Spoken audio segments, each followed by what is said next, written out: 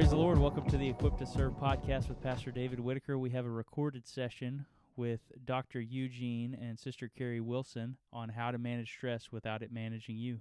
Praise the Lord, brother. Good to be here today. I hope all of our listeners are blessed by this tremendous ministry of Dr. and Kerri Wilson. And then we'll follow this up with part 2 of this same class. They wanted to do 2 classes at the last Equipped to Serve. And so this is the first class, then the second class will be the follow-up. But praise the Lord. Hope you enjoy it.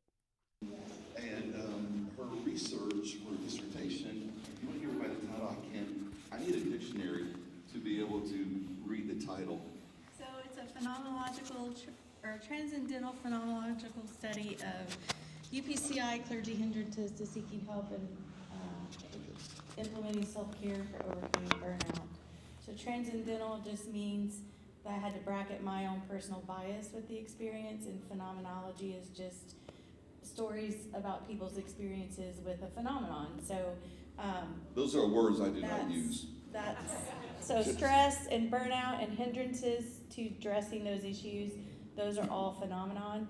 And my study was on why people don't seek help when they're experiencing these things. So that's the big title. I just tell people, she talks about stress and why people don't do something about it. That's her research. And so anyway, she's not going to talk and use those big words, I promise you, in this session. If she does, I will stop and go like, what are you talking about right now?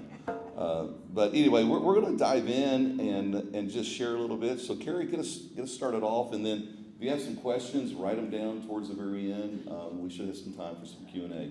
So right. Also, let me just say real quickly, I'm sorry, let me just say real quick that this particular session is somewhat like a repeat of what we did last year. It kind of gives you an update, not an update, but a review of everything.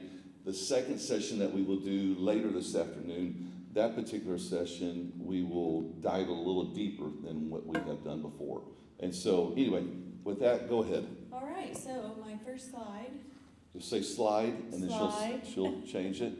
And So let's just take a look at that. Every time I show this slide, everybody laughs because it's kind of funny until you know what's going on, and then it's not so funny. So this is what we call a cast sheep.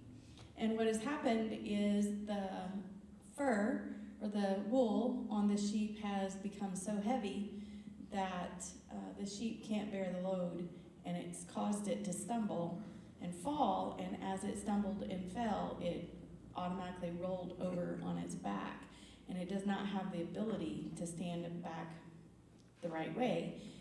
The only way that it can stand back up is if the shepherd comes along or somebody comes along and picks it up and puts it back on its feet. If it doesn't turn back right within 24 hours, it will die. So now that we understand what this is, has anybody ever felt like that?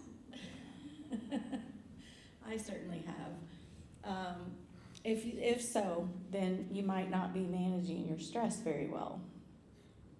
So let's talk about the definition of stress. so, what do you think stress is? Somebody just shout it out. What is stress? Overload. Somebody else. Stress. Cares and worries. Cares and worries. Yeah. Somebody else. Stress. Life. That's good. Life. Yes. Say that again. Anxiety. Yeah. Anybody else? Stress. Depression. Yeah. And pressure.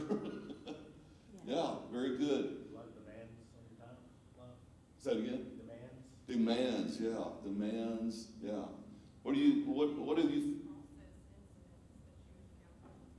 Say that again. Sorry. Yeah, that's good. The lack of being able to process through some things.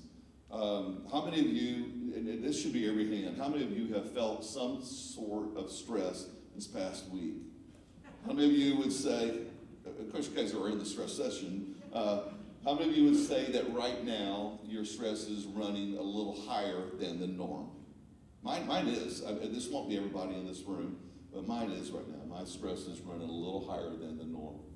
And yet, this is life, as you said, this is life. So what is a good definition of stress? So stress is, first of all, let's just define it by asking the question, who all has believed and heard that stress is bad? Raise your hand. Well, the fact about stress is that it can actually be good or bad. Has anyone ever considered that? How many has not considered the fact that stress can be good? Because you hear that stress is bad, but that's not necessarily true. Sometimes stress is really good. It's really based on the effect it produces and how you respond to it that determines whether or not it's good or bad. One definition of good stress is that it's a motivator. As we've already said, stress happens to everybody. It's part of everyday life. We're not here to talk about how we're going to eliminate stress. Somebody actually said that they didn't like the word or the phrase stress management because it made it sound like you could never get rid of stress. But the truth is you're never going to get rid of stress. You could go put yourself in a room somewhere all by yourself in an attempt to try to get rid of all stress in your life, and you will get stressed out because isolation stresses people out. So you'll never eliminate stress out of your life. The goal is to manage stress, and so when you're experiencing stress when it's good, that kind of stress is motivational. And what we mean by motivational is our bodies are created to engage in what's called, and you've probably all heard it, a fight or flight response. And so that's a good thing. You should feel hypervigilant and more focused, and you should tense up and be able to take action when you're in a moment that requires you to have to respond to something. So if you're driving down the highway... Let me tell a driving story. Okay. So I have a friend, he's a district superintendent of Iowa. He came into town to visit. He does not like traffic at all. He lives in a smaller town. He's got a college, maybe, 30,000, 20,000. But it's smaller in comparison to Houston, okay? So he comes to Houston. He does not want to drive in Houston. On top of all that, he thinks I'm a horrible driver. And the reason is because he has seen me more than one time drive down the road, and please don't tell my children, but grab a phone and text someone when I have to respond back, drinking something, eating a hamburger, driving with my knee. And now, I don't do this all the time, okay? But there have been those moments when I'm out driving and I reach over to grab something, and I don't do that often, but there has been moments that he has seen me and the phone's ringing, and I'm just taking care of 1,000 things. Now, when I get down towards Houston and it gets bad traffic, I don't do that, okay? But if I don't have anybody behind me, in front of me, in a little room, he doesn't like any of that, okay? And so I'm managing things, the phone's going off. Well, I get down towards Houston, and we start running into rush traffic. And all of a sudden, here's, 6 lanes, cars everywhere. And I'm not nervous at all. Now, I don't like it. I despise it, but I'm not nervous. And, we're going 70 miles an hour, 65 miles an hour, whatever. And you got traffic around you, and cars weaving in and out, and cars, boom, they come by you. And, in motorcycles, he's just turning left and right, and he's getting stressed. And all of a sudden, a bucket flies out of a truck, and I'm on the phone. And I'm drinking something, a bucket flies out of a truck, and in a split second, I swerve to miss the bucket because I don't want to hit the bucket and mess my vehicle up. And he's freaked out because he doesn't know what's beside him, but I've already glanced, because I'm defensive driving as I'm driving, because you just never know what's going to happen. So a bucket flies out. A little bit later, a car whips over right in front, hits his brakes, had to switch again. I mean, there were like 3 major things that happened. Now I can drive 5 times, 6 times through Houston, and nothing like that happened. Well, like 3 happened that day. Yeah. By the time we got out of the vehicle, he was freaked out. My stress level stayed at about a 1 or 2 because I'm in Houston. I'm driving traffic. I'm somewhat used to it, and I was enjoying time with my friend, and my stress level didn't rise, but his was through the roof. And so, but those moments when something like that happens, I guess you would actually say that at the moment the butt came flying out and I swerved, that was a moment of stress. It would have been acute. I'd say it would be a motivator. Right, And to make me move and do something. And you and him were responding to that event differently. Oh, He absolutely. was more hypervigilant and agitated, whereas you were just making adjustments Yeah. accordingly in a calm manner. And both ways that you're responding to that are different, but yet you're still experiencing the stress of it, because it was a surprise for the bucket to fly out in front of you, and it was a surprise when a car came zooming by. And everything that was normal up until that point, everything was going just as it should, suddenly was changed because of the bucket, because of the car zooming by, because of the slamming on the brakes. All of those changed the situation. And so good stress is going to motivate you to change based on what you're experiencing when change is needed. So that fight or flight response allows you to actually do that. It allows your brain to process the information so that you can start, using your hands to turn the steering wheel or use your feet to put on the brakes. So let's talk a little bit about the different types of stress. Well, I think it's important first to just understand what bad stress is. Well, let's talk about the different types of stress, and then we'll talk about that. Okay. Okay, get us started. There are three types. He just wants to make his joke. Yes, I do. So we have acute stress. And that's me. I have corny dad jokes. Acute stress. I'm like, that's me. We have episodic stress. And we have chronic. And then we have chronic. So, good stress could take place In the acute, and and episodic. episodic, but Yeah. good stress does not take place in the chronic. Exactly. And bad stress Takes place in the episodic and and the chronic. correct. And so the difference between good and bad in the episodic is if it is a motivator to do something. If you do something in a healthy way, or if you do something in a non-healthy way. Correct. So let's talk about acute stress. It's not me, but anyway. Well, you are kind of cute. But sometimes I do call it acute. And you do kind of stress me out. Yeah, okay. So acute stress. What is acute stress? So acute stress is like a one-time event. So you That's have the bucket flying out the car. the bucket flying out of the car. Yeah. That doesn't happen every day. And, actually, you had like 3 acute stressors that happen within Correct, a but few that's minutes not of each every other. day though. But that doesn't necessarily happen every day. And the thing that happens with acute stress is that you're stressed in the moment, but when the event is over, at some point within the next 30 minutes, your body starts regulating Back to itself. normal. But So then, you get back to but then normal. chronic stress would be if I had to drive in Houston every day in rush traffic.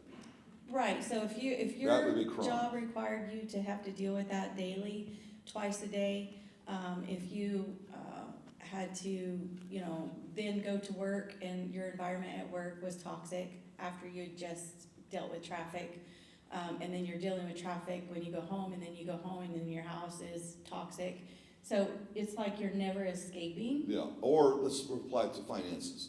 Yeah. You end up with engine problems with your car, and it's a little stressful because money's tight, and that causes stress. However, But you can get over that in acute if that's not the norm. But if Right. if you are having problems with your finances already, and you have a problem with your car, and then the roof starts leaking on the house, and then you've got multiple and then things, you have a medical medical bills, problem, yeah. and then So- all of a sudden now you entered into more of a chronic stress or It's more episodic. of a pervasive issue, Yeah, That's And a then- big word, I'm sorry. that's a good word. And so this is where, so y'all understand what we're saying here. The little moments that you're stressful, those are no big deal. They're actually good. They help move you along, and they're okay. But when you start entering into something that you start seeing a pattern, and it's starting to linger, now you're entering into something that's a little bit more harmful. Well, And- and I think too, is that at somewhere down the road, if you're not managing these momentary stressors very well because of maybe some other kinds of stress that you've had in your life, that you never managed well, and you've been taught either because of your own experiences or by how people have modeled stress management to you, sometimes even these momentary acute stressors you respond as if they're chronic because you're responding from a chronic foundation, from that chronic base. So somebody might respond to a momentary bucket flying out of Correct. the car very much out of the, out of Correct. what would be normal and what would be necessary, simply because they have all these other things going on in their life, and they've not been managing that well, so they're already in that state of hypervigilance. So a friend of mine described this like that your mind works best when it's like calm water. What happens when you drop a pebble? I just made up a new word. What happens when you drop a pebble in a puddle or calm water? What happens? Maybe a calm lake or a pond. It causes little ripples. What happens when you drop a rock? Big splash, bigger ripples. What happens when you drop a lot of little pebbles? A lot of little ripples. It doesn't look pretty. See those pictures of that one little thing dropping in, a beautiful ripple on the blue water. And my friend described it like this. He said, it was a little pebble. What should have caused a little ripple causes a tsunami. That's what she's talking about right now. Something that maybe a rock, a bucket flying out in rush traffic probably is a little bit more than a pebble, but it shouldn't cause a tsunami. But then when people start having You shouldn't stop driving. Correct. That. And that's going to real extreme. But what about just the normal pressures of life, and yet you come in a response of, say, a child drops their milk, and it makes a mess. What should have been more of a normal response, like, maybe frustrated, but because you're dealing with so much stress, but now you're like, why did you drop the milk? And you're yelling, and that's way out of range. But that's what happens when you are really stressed out and not handling it the right way. So let's talk a little bit about what stress causes. So it can cause a lot of different unhealthy functioning, and this can Neck impact pain. This can impact your physical state, your mental It state, can. your emotional state, and your spiritual state. It can actually lead to a crisis of faith. It can cause you to physically end up being susceptible to being sick all the time. You might have a lot of headaches. You might have a lot of heartburn. Your blood pressure will rise. Some of the emotional. Now, we're not saying that heartburn or But it is those things a symptom of stress, right, however. Right. We're So- not saying that every little thing is stress, but this is medically proven that this is an outflow for many people because of stress. For not managing stress well. Some of the mental and emotional aspects of how stress impacts us when we don't manage it well is, we'll get into ruminating thoughts, and that'll keep us from sleeping well. We'll end up with a lot of negative thinking, negative communication, a lot of agitation in relationships and relationship problems. Some of the mental state would be, faulty thinking about your life, faulty thinking about other people, misunderstanding what people's intentions are. All kinds of different relationship problems can arise out of not managing your stress because of how you're behaving in response to the stress that you're experiencing.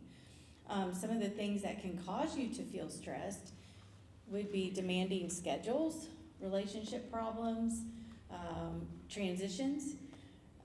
Transitions tend to stress me out a lot, and we've had a lot of transitions in our life since we've been married. And So since we spoke last year, my son got married in June 2nd. My daughter got married September the 2nd. That's our two children. We moved up here a month after completely Jalen got married. in September, same Yeah. month we moved. She took on the program chair of Christian counseling. I got a new job. It's a lot of stressors in about 3 or 4 months. Yeah. And she didn't get a vacation. I did, so I Didn't felt get a pretty good. vacation, So I didn't. No, just That kidding. wasn't fair. I had a fishing trip, That but we did not stressed get me a out. vacation. We didn't get a vacation. No, but But deadlines. we weaved them in here and there, small little ones. moments Yeah. of rest, yes, we certainly did. But deadlines can cause Deadlines, it. health problems, financial problems, you can list just about anything can cause stress. But those specific things are kind of cover all of the bases. So let's talk about some just signs of stress. So, some spiritual signs would be a crisis of faith, for sure, anger and hopelessness, depression and anxiety, difficulty sleeping, feeling abandoned by God, questioning the meaning of life or the reason why you're suffering, questioning your beliefs or sudden doubts in spiritual or religious beliefs, and asking why a lot. Now, you can ask God why, and that doesn't necessarily mean that you're being spiritually stressed. However, when you're doing that in combination with a lot of the other things and it's causing you to question, then that would be, you might want to ask yourself, how am I not managing my life as I should be, that I'm now in this state spiritually. Some mental and emotional responses would be irritability, short-temperedness, hopelessness, disinterest, or flat. Anxiety, depressed mood, and low self-esteem. You might have racing thoughts, difficulty concentrating, forgetfulness. So just the other day, a couple weeks ago, 3 weeks ago maybe, my husband had communicated something, we had had a conversation, or I had said something, and then he said something, and then it's like I couldn't remember. And I had done that like several times, and he asked me, he said, "Kerri, are you okay?" And of course, on the back of our minds is my dad has Alzheimer's now, so I'm at high risk. That's hereditary. I'm not at the age where that would normally be developing. However, you can start developing that at a young age. But I don't know if he was asking if I was okay because he thought that I was starting to exhibit symptoms of Alzheimer's. But I just looked at him and I said, "Well, babe, I'm stressed out. A symptom of stress is forgetfulness." And I was pretty stressed when that was happening. Negative thinking and rumination. The thing is that here are all the symptoms that research has proven to be true in relationship to how do you know you're experiencing stress. These things will probably be happening for you, but there are a lot of things, there are a lot of symptoms that are not easily identifiable. One of the people that I spoke with recently, a pastor who is a D-type personality, if you've done We're going to do that in a minute. DISC, we'll talk about that in a minute, but he's just a type A, very commanding, let's get it done. Well, he just went in for a routine checkup yearly first, he turned 50, so he needed to go do his routine checkup, and his blood pressure was at stroke level. And his doctor told him, he said, "You're the kind of person that you'll just fall over dead one day and have no warning because you're not feeling the symptoms of what's going on in your body. Because your personality type and your habits, your lifestyle, you've always lived this way, so you don't know when something's wrong." And there are people who just don't know when something's wrong. And his blood pressure was at stroke level. Yeah. So let's talk a little bit about what that looks like, the difference of personality. So maybe somewhere, if you got another piece of paper, or you want to take a little spot on your paper, you can draw this out. How many of you have heard of the DISC, the D-I-S-C, if you've heard of the DISC, okay? We're going to talk about that in relationship to personalities, but I think this is important, and I'll explain here in a minute why it's so important. At the top, you would write the word big picture, outgoing. You could also write the word fast pace, if you want to. Of course, the bottom of this would be the complete opposite. This is details. This is a reserved person. This is slow pace. And so you're creating the top and bottom. Now, if we had the time and we want to have a lot of fun, I would have you all stand up, and I would say all of those that are fast paced, outgoing, big picture people, I want you to come up here. And all those of you that are slower paced, you are more reserved, and you're more details, I want you to go stand at the back. And after I get the two of you separated, then I would say, okay, you're going to go to your right, or you're going to go to your left.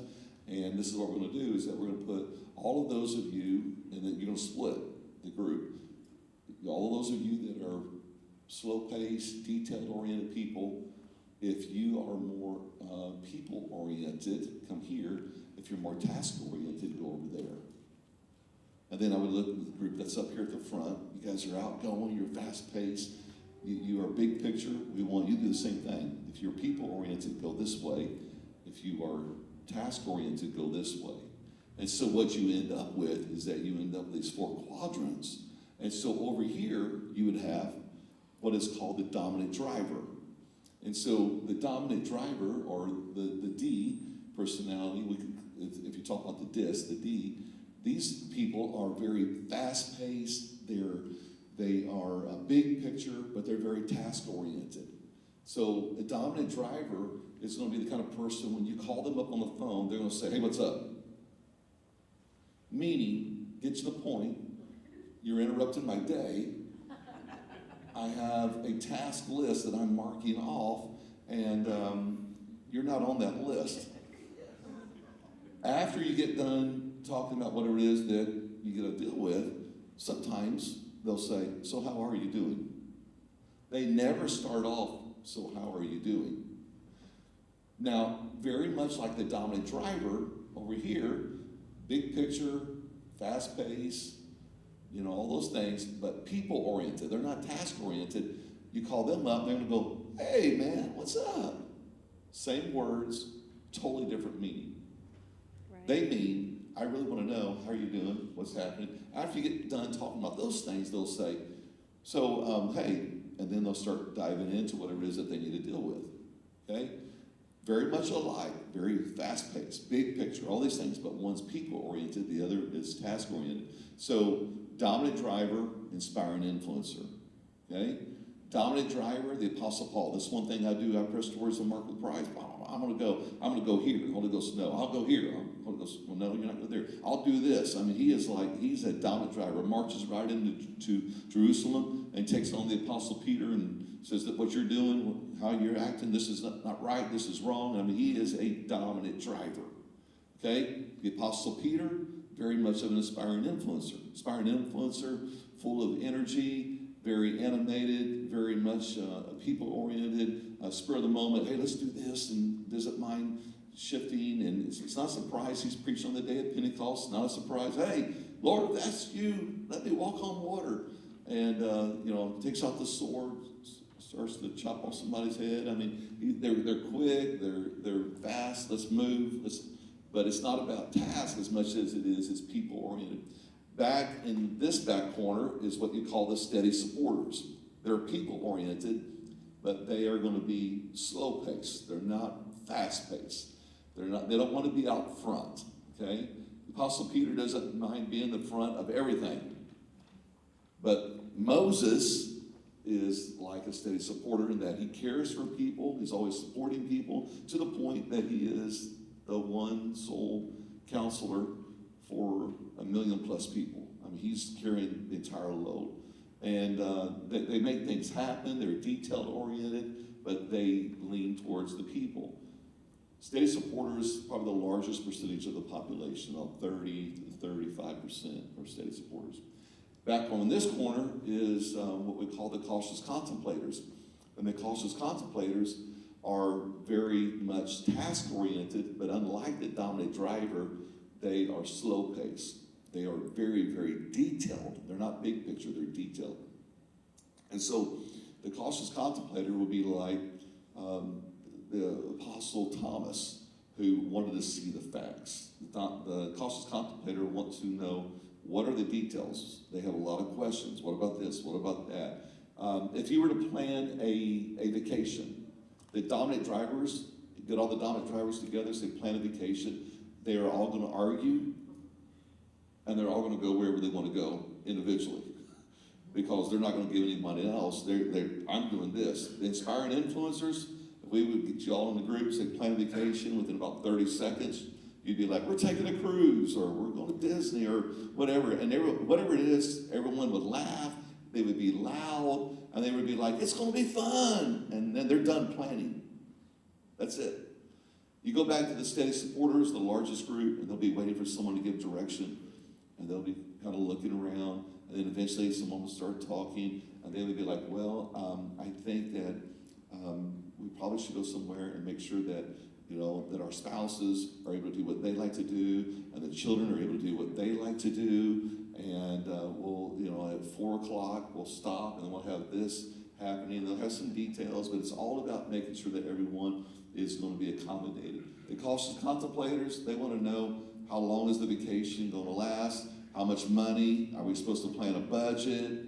Who all is going? They have all the questions. I'm just like, plan a vacation. And they will look up airline prices, cruise line prices, hotel prices. And so if you were to, just real quickly, if you were to talk about evangelism, how do you approach evangelism? Dominant driver, hey, it's heaven or hell, buddy.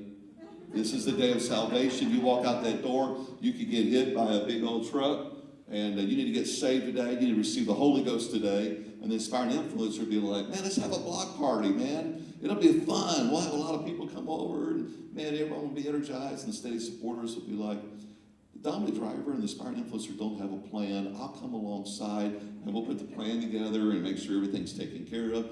And then the cautious contemplators, they would be like, everyone has questions, and they really need to know the answers to what the scripture is saying, and we need to slow down and explain things to them, and so on. Now, the reason I've taken a little bit of time talking about this is because I noticed some years ago, now I'm certified as a certified trainer, whatever, with the DISC, the D-I-S-C, but I noticed something when we started talking about stress a few years ago.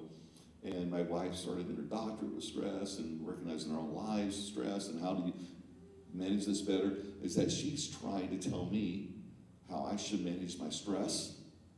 And what she's telling me how I should be managing my stress is making me stressful. We are not alike. Not at all. Not at all. We have nothing in common except for 2 children. Well, we both And love 2 God. sons, a son-in-law and a daughter-in-law. But my wife We love is... God, too. Yeah, we love God. Personality-wise, my wife is back here. She's the cautious contemplator. She's got the questions. She's reserved. She's detailed. She's task-oriented. I'm over here. I'm like, man, let's have fun. I'm like fast-paced. It's people. It's outgoing. And so she's trying to tell me how I should be handling stress based on how she wants to handle stress. I'm like, whatever it is that you're talking about doing right now is making me stressful. But what I want to do to manage stress usually is not what she likes to do to manage stress. It makes her stressful. This is very, very important. Right. Dominant drivers, when they get, let's ask you this. That's not a good question. Let's back up. Dominant drivers, when they get stressed out, they get to go in, because let's make things happen. They get to go and making things happen left and right, but they don't have any list of priorities. They'll just be go, go, go, go, go, go. They start speeding up and it's jumping from one thing to the other, and they don't have a sense of priorities. Inspiring influencers, what do I do when I get stressed? It's along the same kind of lines. You're very disorganized.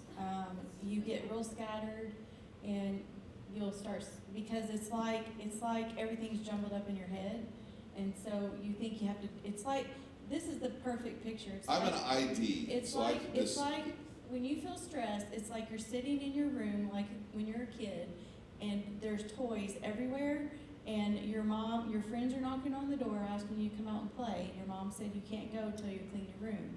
And you're in your room surrounded by all the toys and you don't know where to start.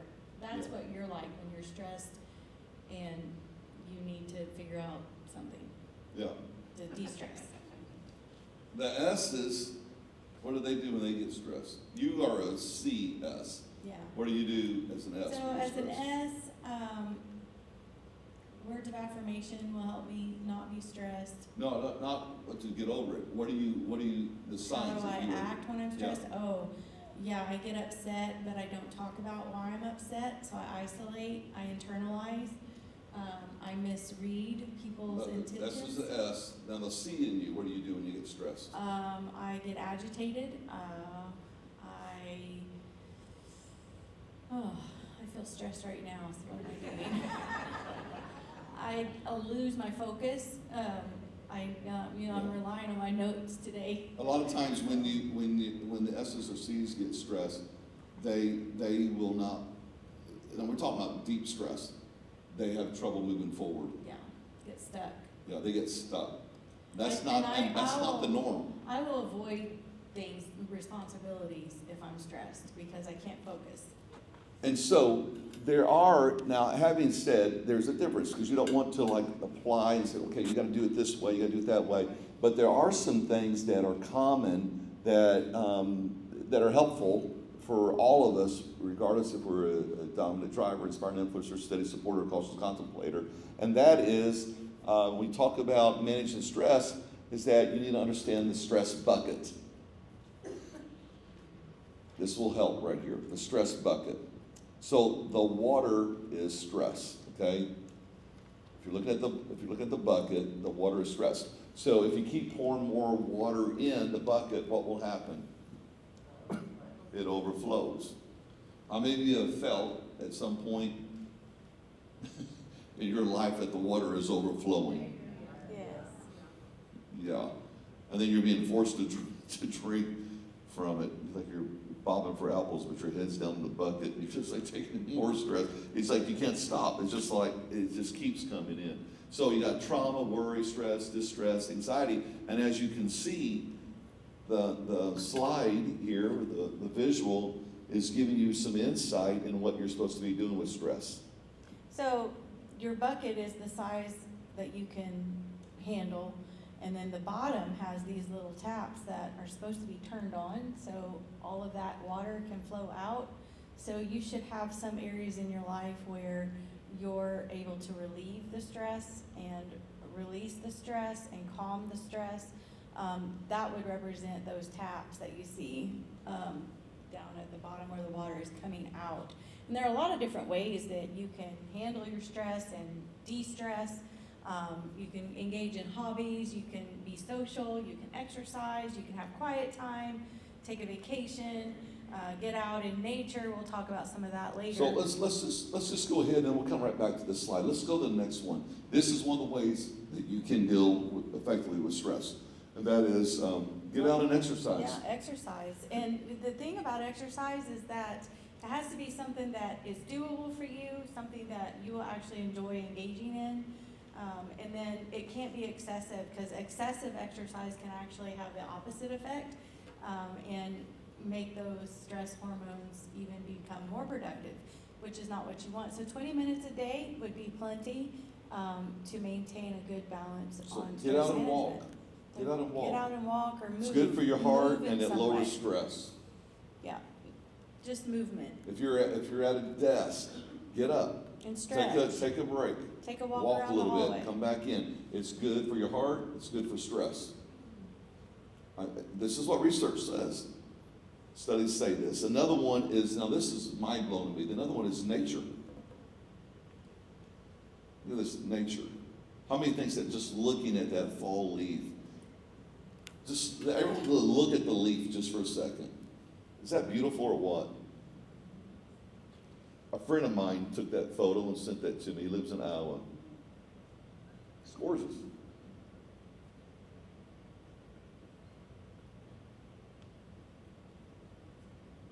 Did everyone just look at it for a little bit? Just imagine, can you imagine fall? It's my favorite season of the year. Throw a sweatshirt on. So The just leaves are changing. There's a reason why I'm doing this right now. There's a reason why. it's important to include some context, because this is more of a rare occasion here in Texas. Correct. This But kind there's of picture. But there's a point in what we're doing right now. It could be this, it could be water, it could be looking at a flower, it could be looking at a squirrel, it could be looking at a video of nature, it could be looking at pictures of nature, it could be a book on your coffee table of nature. Nature, this is the point, nature. This is what research says, is that nature lowers stress. But you don't even have to be out in nature to lower stress. You can look at a picture in a book and it lowers stress. So studies would say that you sitting here looking at that leaf and just imagine thinking about fall, thinking about being up in Maine, thinking about somewhere that you've gone where you see beautiful scenery like that. You just taking time to look at that is lowering your stress level. You're opening up the little handle and letting stress out by just looking at nature. This is why I said, would you look at this right now for a while? Just stare at it. That's what research says. Not me. I didn't study that. I've just read it, and she's read it over and over again. It's Right. mind-blowing just looking at it. My wife walked in one day, I don't know how long ago it was, maybe a year and a half to we had a fifth wheel for a little over 2 years. And by the way, it's for sale. Yes. But we had a fifth wheel over here, and she walked in, she goes, what are you doing? And school's going on. And I'm supposed to be getting up and getting ready. And I said, I'm watching a fly fishing video. She says, well, why are you doing that? I said, I don't have to teach right now. I'm watching a fly fishing video. She said, well, okay. Well, she goes on about her way. And the reason is because I had been running at a very fast pace for days. And I'm feeling all that pressure. And I'm like, I need a break. So I stayed in my pajamas for about 3 hours. Way beyond norm. It just stood out because I was stressed. I'm watching a fly fishing video. And then she comes back a little bit later. And she goes, well, what are you doing now? I said, working. She said, I thought you were taking a break. I said, I did. I feel better. Yep. Because I had to get things done. It was a work day. I was supposed to be moving forward, but I just stopped. Taking that moment of just a pause of recognizing, man, my stress level right now is going up. I need a pause for a second. It's very, very, very important. And my point there again is that you don't have to be in fall with a beautiful leaf in order to take a moment and enjoy nature. You can even do so by just simply watching a video. Right. Mine was fly fishing videos. I love to fly fish. So I have a screensaver on my computer that looks like it's in Scotland or Switzerland. Tell them about your office. Just mountains and greenery. So I look at that every time I open Tell my them about your laptop. office. My office, I was very intentional about how I decorated Now my office. now this is like taking it to the max, okay? It really is. Talking about stress and how your surroundings. So tell them about it. So I chose a paint color that research has proven that the color that I chose reduces stress. What else did you plus do? It's one of my favorite colors. I also have a picture across from my desk that reminds me of my favorite place to go on vacation, Buena Vista, Colorado, and it looks just like it. It's with the Collegiate Peaks. It's about an hour and a half, hour and 15 minutes or so east and slightly, or west, I should say, and slightly north of Colorado Springs. And it's gorgeous. It reminds me and makes me remember how I felt when I was visiting. And then I also What else do you have in your office? Coffee, a little coffee bar, and then I have some little birds. Yeah, she's got And birds then on a stick. I have birds sitting on a stick, perched on the top of a stick. 3 of them. And then tell them what else you have in your And office. then I have a little sound machine that has chirping bird sounds. Yes, there you go. Who? I'm just practicing what I preach. There you go. I was going to say, who in their right mind? But I'm just joking about that. But who would have like chirping birds in their office? You go walk down the hall and I hear here's it. the thing. I'm hearing this. Some people probably would be. That's the thing is I feed birds when I'm in a house where I can have a bird feeder. Where we live now, it's in a townhouse, so it's a complex. So I actually tried to put a bird feeder out on my deck, but it didn't turn out to be really what I needed to do. So I had to take it down. So I miss feeding my birds. So We bought a picnic table a little mini picnic table for squirrels. for squirrels. And we had it on the fence, and then she was buying corn. Just put a corn And cob then on she there. named the different squirrels, and there was one They'd who come and was, sit at the picnic table There- and eat. there was one who was bigger than the others, and he would run everybody else off and eat the most corn. And Yeah. so she loves nature. And I this do. is this time we're right in the middle of Katy, Texas, but yet we're trying to enjoy nature. Right. And so nature lowers stress. It lowers stress. So we talk about exercise, talk about nature. Just knowing, I love this next slide, but knowing how to slow down. What does that look like for you? So it may not be that fast. It may be slower, or it may not be that slow. But what does it look like for you? How do you handle it? So go back to the bucket picture, and I want to ask you, what do you do to let stress out? What is it that you do? My sister would say sleep. Read a book. Very good. Paint. My Yeah. daughter paints. What's that? Baking and eating. Baking and eating. Chocolate. White chocolate.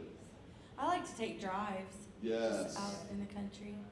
During COVID, we would just jump in the car and just take off and just drive for an hour, hour and a half, talk, share. What else? What do you do? Pets. Pardon? Pets. Pet? You have pets? Yes. It's amazing just putting an animal and just petting an animal.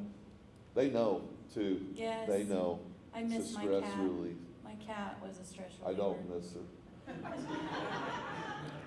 I would be less All dogs- stressed if dogs I- go to If I heaven. still had my cat, I would feel less stressed. Dogs go to heaven. Cats. They go to heaven. They go They elsewhere. go to the second level of heaven.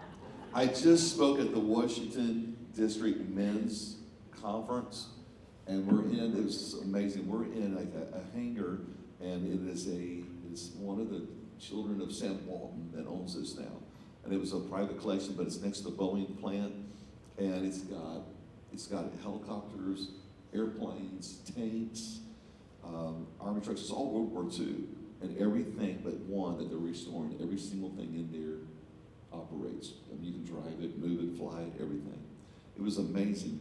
And so we're at the pulpit, and about 400 guys out here, and over here, up and high, are these dogs. Now they're not real, but they're mannequins of these dogs, or plaster or whatever, and they got a parachute, and they've got them suspended, and they're falling down the sky.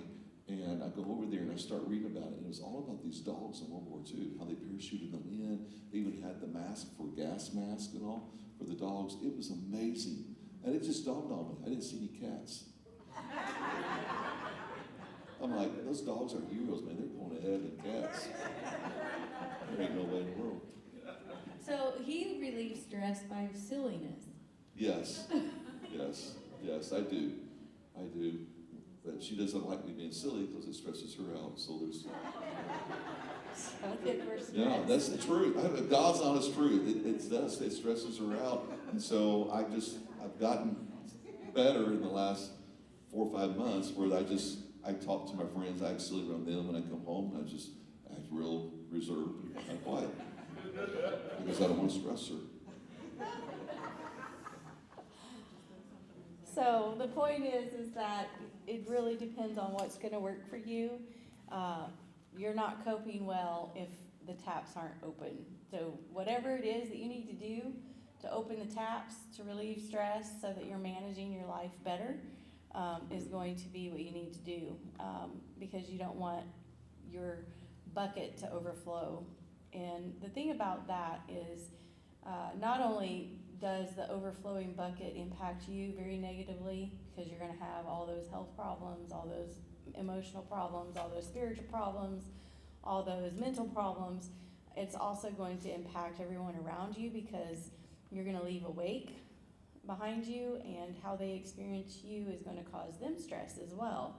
Another thing that's very important to understand is that if you use bad coping ways of relieving your stress, then that actually gets recycled back into the bucket and adds more to your stress. So people in the world will use bad coping mechanisms like excessive drinking and drug use, partying, things like that. Those of us who are Christians might do other kinds of coping mechanisms that fit within our standards of belief, yet they're still not helping us.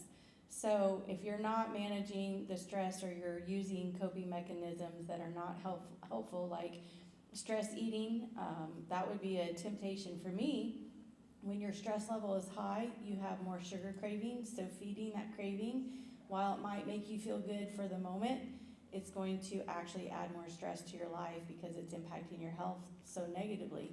So that's just one little example. So bad coping mechanisms don't relieve the stress. So it needs to be something that's actually helpful. So let's recap real quick. Not all stress is bad. Stress is bad when it's prolonged, becomes chronic, or moves to very, very deep level. That's when it's bad. You can't ever eliminate stress. It's going to continue to come no matter what you do. Even the things that you do need to change, like it may be get a different job, or it may be whatever it is that you may need to do. Even if you do that, you will not eliminate stress. It will still come. And so you have to, on that just life, you have to have good practices for being able to handle stress, because stress will kill you. And so those practices, whatever they are, you need to figure out what those are in your life, and you need to implement them. Right. Exercise is a huge one. Okay, it's big. Nature, it's a big one. It's big. There are many things that we could be talking about here and ways of handling stress. In the next session, I will dive in a little bit, and Kerri, with me, we'll dive in and talking about why it is that we kind of resist making these changes, why we resist self-care. A lot of what she's in her studies, we'll talk a little bit about some of that. We'll also talk a little bit more about how to put some things in place for that ongoing, just the normal burnout of a load of work on you. Like right now, between Kerri and I, with everything that we do, there's a lot of stuff going on. And so we do walk, we do try to get out in nature, but then there are other things that we can do that kind of begins to eliminate some stress. And one of those for me, because I'm an I, is that I need structure. I really need structure. Kerri, because she's a C, she's got a lot of structure. She needs to break away from some of it and be able to laugh and get out. So we'll Which I think is very interesting, because when our natural tendency is that I'm a C and I'm structured, but I have to do the opposite of who I am to actually relieve my stress. So I actually have to do what works for an I to be more calm. Yeah, and I've got to do a little bit more with the C. I've got to be a little bit more disciplined and put structure in place, even though it's not my personality. So anyway, that's a little bit of a recap. This session, the next session, and that we will do, I think it's over It's at 1 o'clock. at 1 o'clock. 1:10 or something. But we will dive a little bit into some of these other things. But I'd like to stop right now, and we got about 15 minutes here, and I want to have some good quality time for some Q&A. So if you have a question. Yes? So you answered the question about the overlap, and I think I'm a little bit of some of that, but I've been a single mom for 12 years in finances, and I'm raising teenagers supposed to be adults this year, so there's a lot of that. But because finances is always saying, I want to go on vacations and take a trip, so I did go on my first cruise. It was great the whole time.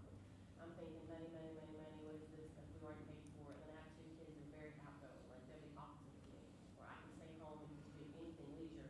They just want to go, go, go, go, go. And they're both in Compton and Houston.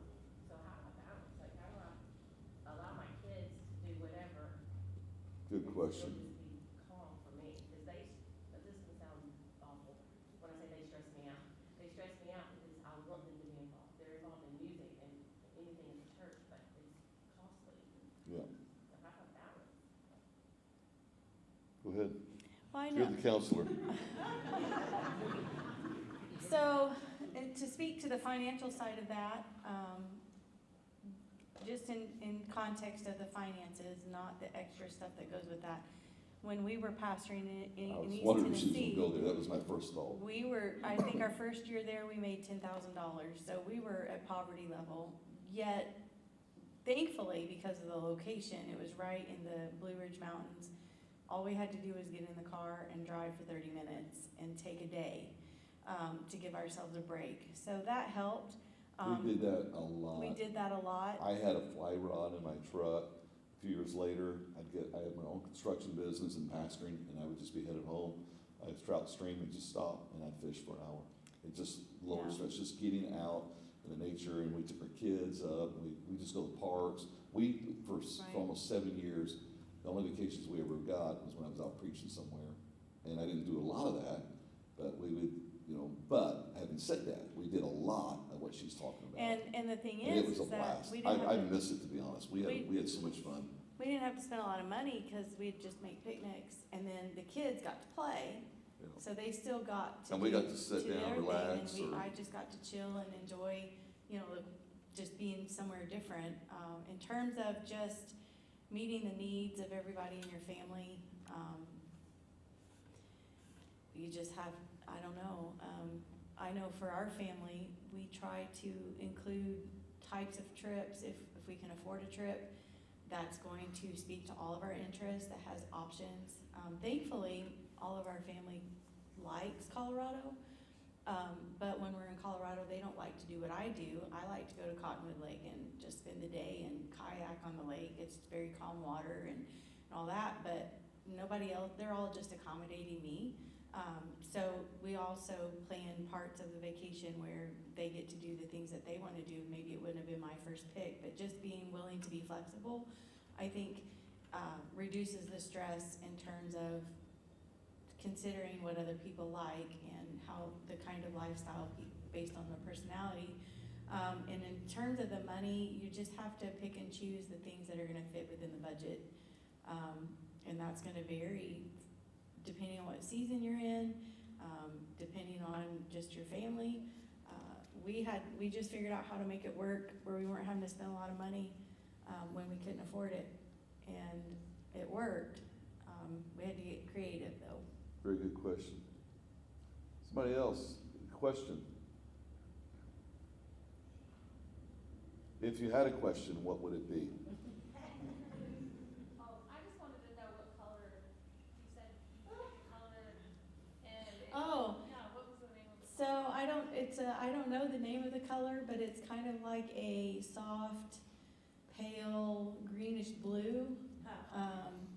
If you want to see her office, anybody, you want to see her office, just find her when she's over Yeah, there. I'll take you And for a she'll tour. take you, she'll show you. It's not I'll be big. happy to show but you, and you'll I see the think I have birds the on the paint in stick. the closet, we can look at the color. Anybody else? If you had a question, what would it be? I guess in terms of, you've kind of covered it a little bit as far as like you were just mentioning seasons. I have 3 small children, and I hear a lot that this is just the season that you're in, this is just the season that you're in. How much do you think that that is like the truth, or if it's just not managing stress in the right way? Like, So- are there seasons where you're just It's 100% both. Yes, it is a season, but then you're gonna have another season that you're gonna find challenges within that season as well. I'm now the parent of adult children who are now married, but now I'm in a new season, and there are parts of this season that are stressful. I think the biggest thing with small children is you have to be very intentional. You don't have to live your life solely based on meeting your young children's needs. You should be intentional about making sure you're taking care of yourself and practicing self-care, whatever that's going to look like for you. If your spouse is willing, and hopefully that's a situation that would be workable, ask for a break and take it, and don't feel guilty about it. And your break is gonna look like what interests you. Mine was taking a bubble bath, or going to the grocery store without kids, being able to go window shop, just to get away from the house, Very good. Good question. If you had a question, what would it be? Yes. So if you see someone, let's say you have someone in your congregation and you know that they're going through a lot of stress, and you can see, like you were saying, a flat affect, or you can see that they're not responding to a church service, they're not worshiping, so they're probably having some kind of a spiritual, their stress is causing them to have a spiritual, like, Right. right? So as a pastor's wife, or how would you approach them?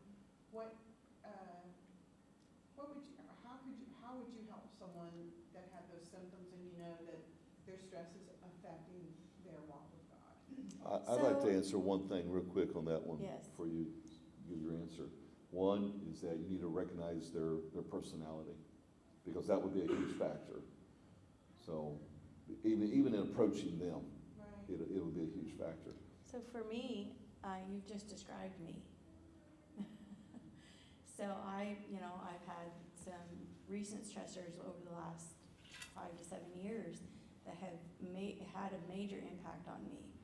And there have been times in the last 7 years where I've had that flat affect in church for a prolonged period of time. And if someone were to notice that about me and want to come and talk to me about that, the best thing that they could ever do would be to come and actually be a friend to me and a safe space. Correcting me would not work. It would shut her It down. would shut me down. So I wouldn't even think of correcting. I would never even think of correcting. I would just think, go pray with the person, just support them. Yes, a hug. So- Never have A hug, any kind of negative. a Just out of kind word. curiosity, of the four, what would you think that you are? Dominant driver, inspiring influencer, steady supporter, or cautious contemplator? I'm a dominant driver. You're a dominant driver. Okay, so you said what you just said, and I thought you were a dominant driver. Because I watched your actions earlier, and I thought she's probably a dominant driver. But what you just said, I would never think of doing blah blah blah. Your true personality would. Your personality would be like, hey, you need to get over it, blah blah blah. Exactly. That would be your personality. So you have learned through years and wisdom, and now you're so cautious. You don't really know what to do because you don't want to offend. You don't want to. But the thing is, Yeah. if you don't handle, Well, if you don't, Correct. if somebody is going through what you've gone through, or they're going through that, Yeah. if you So don't if- handle the yeah. person right, Absolutely. they will never come to the church. Exactly. Absolutely. They can lose, I don't wanna say it was my fault that they would lose out on God, but Right. you have to be so careful when people are going through, when their situation and their stresses have affected them spiritually, that's a really, really deep Absolutely. problem. Absolutely. And it's all of our responsibility to learn from this and to see, this person's not going to the altar, this person is sitting and they're not coming to church, or they come very little, but that, to So help with them. a dominant driver, you got a good chance of being able to walk up to a dominant driver and go like, hey man, what's up? what's stressing you out? What is it? And they'll most likely just tell you right back, I'm dealing with this. Well, you know what, you need to do the right thing, take a break or whatever, you can probably do that. Inspiring influencer, you probably got a good possibility. Inspiring influencer, you probably got a good possibility of walking up to inspiring influencer and just say, man, I just noticed that you're really going through some things. My heart has gone out to you. I'm praying for you. I believe that God is going to help you. And you can just start speaking some words, inspiring influence, and all of a sudden, man, the world will start melding. In that inspiration moment. Steady supporter, it's along the same kind of lines, but a little softer approach. Cautious contemplator, what she said. I mean, it's very, very, you'd ever want to correct them. It will not work. You don't tell a cautious contemplator what to do. It would be more, for me, it would be going and praying for them, going and Yeah. praying for them, rubbing their back. And you have to be careful with that if it's a cautious contemplator, because a lot of times they don't So want. I'm not here. a whole lot. This would be my personality for someone praying with me. I am very welcoming to someone touching me on the shoulder, praying for me. But if you come and start screaming in my ear, then I'm just done praying now, because I no longer can focus and my ear hurts. So that's all I'm I thinking of. was in church service last night at a men's conference, and I was standing at the altar, And quite honest, I'm dealing with some stressors right now, and they in the last 2 weeks has picked up, and I'm feeling that. And a man standing next to me, we're praying, and all of a sudden I just felt like God's going to use him, and he just leans over to me and just starts saying a few things to me, and normally it wouldn't make sense, it wouldn't apply, except for I know what I'm dealing with right now, and it meant a world to me. But it was that God moment. He has no clue. Words of affirmation also are very helpful. Yeah. Being sensitive to the personalities in the Holy Spirit. Yeah. Yeah. And let me ask you, how did you overcome, how did you get out of it? How did you overcome? You know, overcome it? I have people in my life that are I trust, that are my friends, that have come alongside and just been available. You know, when I recognized that things weren't right, then I really focused in on my personal devotions and asking and talking to God about the state of affairs in my life, and just, you know, not everybody's going to take that initiative in their own life, but that's how I helped myself, you know, because I recognized it. Not everybody recognizes that that's what's happening. So thankfully for me, I did. Could I say something, and I want to make this real quick. My sister was married for 17 years. She was a minister's. She grew up in a pastor's home. She was a minister's wife. Her husband pastored. They started a church, took another church, tripled the size of it, started 2 Christian schools. He came out as a homosexual. They lost their marriage after 17 years, quite naturally. Lost their marriage, and my sister for a year knew, but didn't ever talk to anyone, never opened up, never shared. And except for one person, that was a Jehovah's Witness lady who had come by her house and had met her. And my sister opened up to her. About 3 months after everything came out, my sister left. She was gone for about 7 years, and she joined the Jehovah's Witness. During that time, I'm like, how in the world could this happen? We grew up in the same home, all these years of ministry. I mean, it's just mind-blowing. And the Lord gave me a revelation one day. If you were to hurt your thumb, slamming in the car door, and decide, I'm going to cut it off, and I'm going to set it over the side, and once it heals, I'll reattach it to the body. All hope of life coming and healing coming to that thumb is gone. It has to stay attached to the body, even though the body hurt the thumb. I think the same thing is true, is that for you and I, a lot of this, there's a scriptural principle here, but for a lot of us, when we're dealing with things, there comes some times that we've got to be able to open up, and we need to open up to the right people. We need to be able to talk and share. Now, I'm not talking about tell everybody your news and all. What I'm dealing with is extremely, extremely private. There's not a whole lot of people I can talk to. I'm extremely private. I talked to one driving down the road for 2 hours and 20 minutes yesterday. Talked to another one coming back, and it was late. And I said, I wish I could talk to you about it. It's one of my closest friends. He said, you can. And I began to open up. Neither one have I told everything, because it's so private. If I was things my family, I couldn't go there completely. But you need to be able to have someone that you can talk to and share. So if you're dealing with stress, don't carry. I'm telling you, we're going to the far extent of things right now with stress. When you're doing things like that, don't try to carry all that on your own. Well, and it's we're saying that's the far extent, but there are people all the time that are dealing with big things that they don't ever let on. That is true. With it. That is true. I'm an I, so I'm pretty transparent, but there's sometimes things like this that I can't. And I think for those of us who want to help, it's very important that we're spiritually healthy and in tune with the Holy Ghost, and listening for what God would want us to do, and asking God to help lead us to people and help us to know how to help when someone is in need. And have the wisdom from Him to be able to help someone. Amen. Well, thank you all. It's 10:40, and this is supposed to have a little bit of break, but thank you for being here. I hope that you got some. Not if you want to go see the birds on the stick. It sounds so funny when I said that a while ago, like birds on the stick. You want to go see the birds on the stick? I'm headed or her to my paint? office now. Just come to the front office.